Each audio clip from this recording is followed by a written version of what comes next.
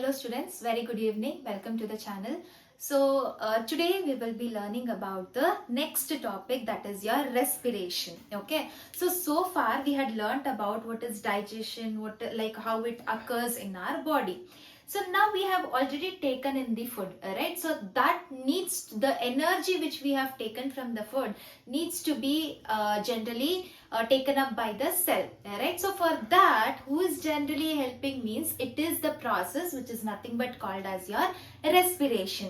So in your lower grades, you had learned what is meant by respiration means it's just an intake of oxygen and giving or releasing out the carbon dioxide.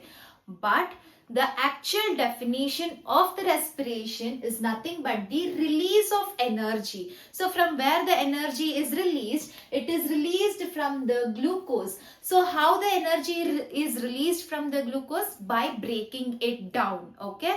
So the release of the energy from the glucose by breaking it is what we call it as your respiration. And usually this process occurs in the cytoplasm. Okay, so now the respiration based on the absence and as well as presence of the oxygen, we can divide it into two different types. One is the aerobic respiration and another one is your anaerobic respiration. So what is meant by aerobic respiration? So it is the respiration which occurs in the presence of oxygen. Okay, so make sure you will underline this. Aerobic respiration is nothing but the respiration which occurs in the presence of oxygen is what we call it as your aerobic respiration. Then what does the anaerobic means? Yes, you got it right. So anaerobic respiration means the respiration which occurs in the absence of oxygen. Okay. So that is what we call it as your aerobic respiration and as well as your anaerobic respiration. Okay, so now we'll just have a schematic representation how these respiration occurs in our body. So glucose, we know that it is a 6-carbon molecule. Okay, so this glucose will be broken down into a pyruvate. So pyruvate is a 3-carbon molecule. So where actually the glucose is broken down into a pyruvate, it occurs in your cytoplasm. Okay, so pyruvate plus energy is released. So now what is the ultimate thing in the respiration? We have to get the energy, right? So here the pyruvate, which is a 3-carbon, needs to be broken down into the simplest form. Okay, so in order to release the energy, that and along with that the main thing is releasing out the carbon dioxide.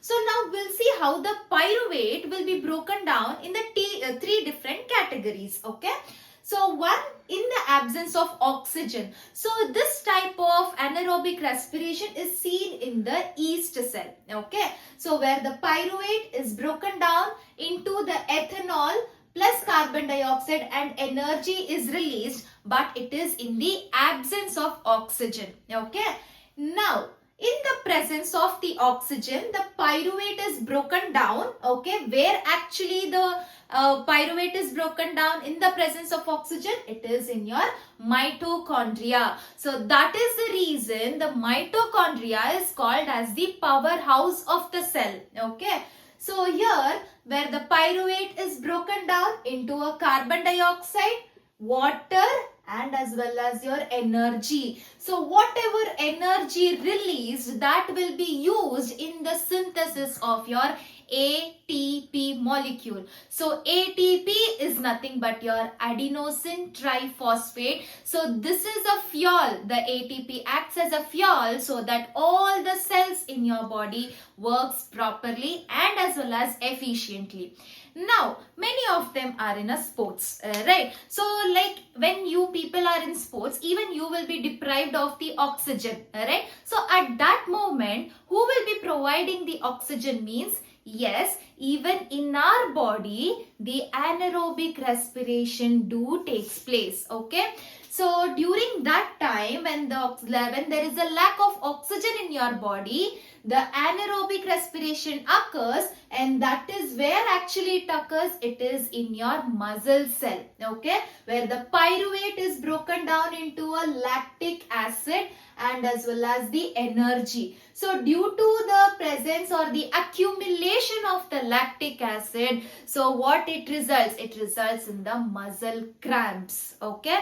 So these are the ways where actually the respiration, that is nothing but getting or releasing the energy from the glucose by breaking it down, okay. So now, as I said, like we need oxygen, and yeast, they don't need the oxygen, and even in our muscle there is a lack of oxygen, then only the anaerobic respiration takes place. Now how oxygen is entering into our body? You guessed it, right? Yes, it is by the nostrils, okay. So from the nostril, the air do enter, and it generally passes to the nasal passage, and from there it reaches the trachea. So what is the another name of the trachea? Can you guess it? Guess it. So this trachea is protected by a C-shaped ringed tissue or a soft tissue, which we call it as your cartilage tissue, which is a soft bony tissue, okay. So this trachea further branches into two different branches, and that we call it as your bronchi, okay. And this bronchi, they further branches out, and that is what we call it as a bronchioles. And these bronchioles have a cotton-like structure, a soft structure. Those structures is nothing but your alveolar sac or the alveoli, where actually the exchange of the oxygen and as well as your carbon dioxide takes place. So now, who is generally bringing the carbon dioxide from our body, and how it is released out means the blood do carries a carbon dioxide molecule from the cellular metabolic activities, right? So those carbon dioxide molecules is given to the alveoli, okay. And from the alveoli, the oxygen is taken up by the blood, and from there the distribution of the oxygen throughout the different parts of the body will be occurring. So now for this, it's not just a simple diffusion, but there required a important pigment. Do you know why blood is red in color? Yes, it is because of the pigment, which we call it as a hemoglobin. So hemoglobin has a high affinity towards your oxygen molecule.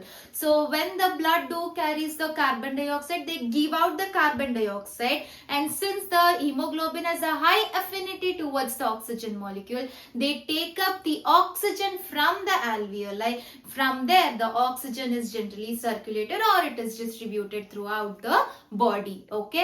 So next time when someone asks you what is meant by respiration, means you should not say simply it's just taking in oxygen or giving out carbon dioxide. No. So respiration means it is the release of energy from the glucose by breaking it down. So the energy is also released, and now you got to know how the carbon dioxide is also released, okay. So this is all about your respiration. I hope you enjoyed the class and you understood, and thank you all for joining.